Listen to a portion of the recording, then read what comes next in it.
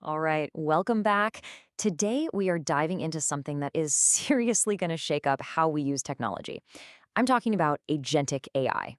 Forget about AI that just talks your rights. We're now talking about AI that acts, that does stuff for you. This is a massive leap, so let's just jump right in. Okay, so what does this really mean in the real world? Let's look at a perfect example. Imagine you want to book a trip. On the left, you ask the kind of AI we all know, right? It gives you a great plan, a step-by-step guide. It's like getting a recipe. But on the right, you ask an agentic AI the same thing. It doesn't hand you the recipe. It goes into the kitchen and bakes the cake for you. It's searching for flights, it's booking the ticket, it's sending you that confirmation. It's all about taking action.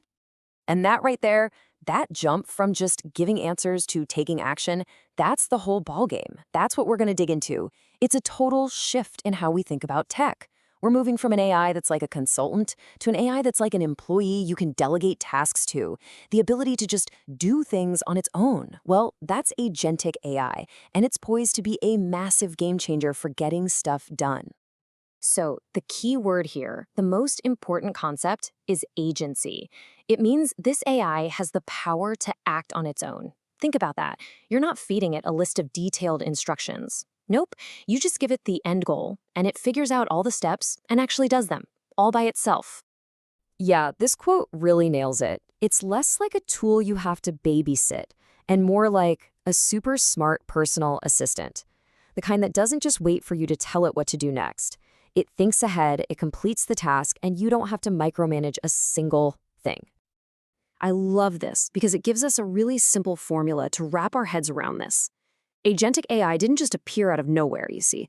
It's an evolution. It's built on top of the generative AI we already know, the engine behind things like ChatGPT. But then it adds these two crucial new ingredients, the ability to plan and the power to take autonomous action. Okay, so it's an evolution. But to really get it, we need a little context. Where does agentic AI fit in the grand scheme of things, in the whole AI family? Let's take a look at the journey that brought us to this point. This table lays it out so clearly. We started with traditional AI, stuff that just follows a set of rules, like the Face ID on your phone. Then, boom, generative AI arrives. Suddenly, AI can create new things, like drafting an email for you. And now we're at the next step, agentic AI. It doesn't just create, it can think, it can plan, and it can act. It can actually go and book that flight we were talking about. And if that table wasn't clear enough, check out this analogy. I think this really drives it home. Normal AI, that's like a student. You can ask it questions, it knows stuff. An AI agent, that's like giving that student a calculator for a specific math problem. But agentic AI, whoa. That's like the student who not only does the homework, but also plans their own study schedule, does the research, writes the paper, and then submits it for you. All you did was tell them the final project was due. So you might be wondering, how in the world does an AI actually do all that? What's the magic here? Well, let's pop the hood and take a look. It really boils down to four key building blocks that all have to work together. First up, and this is a big one, memory. I mean, think about it. A good assistant has to remember stuff about you, right? Well, this AI is no different. It learns from your conversations. It remembers your preferences, like your favorite airline or that you always want a window seat. So it makes smarter choices for you over time. Okay, number two, planning. An agent can't just run around doing random things. It has to have a strategy. So when you give it a goal, the very first thing it does is think. It breaks down that big, complex goal into a series of smaller, manageable steps. It creates a roadmap. And, going back to our flight booking example, this is pretty much what that plan would look like. Super logical, right? Step 1, search. Step 2, compare. Step 3, book. Step 4, confirm. It's a clear path from A to B. All right, building block number 3, tools. A plan is pretty useless if you can't actually do anything with it. So this is where the AI gets its hands dirty. It's given a toolkit, it can use a web browser, it can connect to other apps through APIs, it can send emails. Basically, it gets access to the digital world so it can execute that plan we just talked about. And last but not least, number 4, reasoning. This is the brain of the whole operation. It's not just a dumb robot following a script, it's actively thinking and making smart decisions. It's weighing the pros and cons. Should it pick the cheapest flight or the one that gets you there fastest? It's trying to find the best possible result for you. Okay, so that's one agent. Pretty powerful stuff. But what if you had a whole team of them? This is where things get really, really interesting. This is where the technology starts to scale in a huge way. When you have multiple agents collaborating, just like a team of people. So, in what you'd call a single agent system, you've got one AI doing it all. It's a generalist, kind of like a jack of all trades. In our flight example, that one agent would have to do the searching, the comparing, the booking, everything. But in a multi-agent system, now we're talking. Here, you can build a whole team of specialists. You could have one agent that is an absolute rock star at finding flights, another one that's a genius at comparing prices for the best deal, and a third that's an expert in handling payments securely. They all work together, each doing what it does best.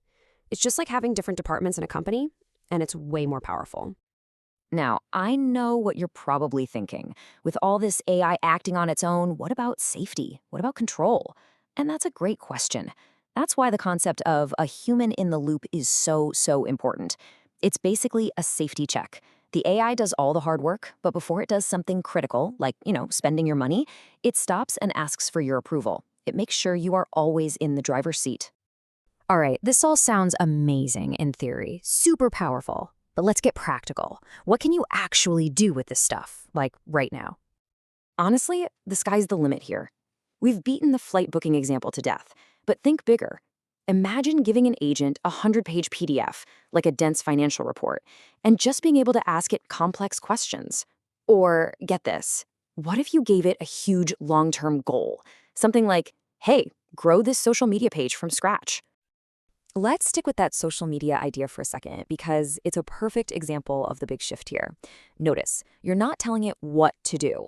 You're not giving it a to-do list like post 3 times a week. No, you're giving it the high-level goal, get to 10,000 followers. And from that one command, the agent just becomes your social media manager.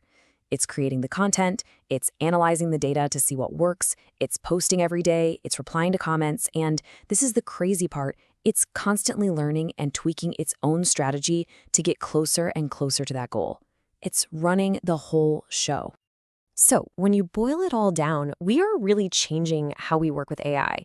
We're moving away from just asking for facts, and we're starting to just hand over our goals.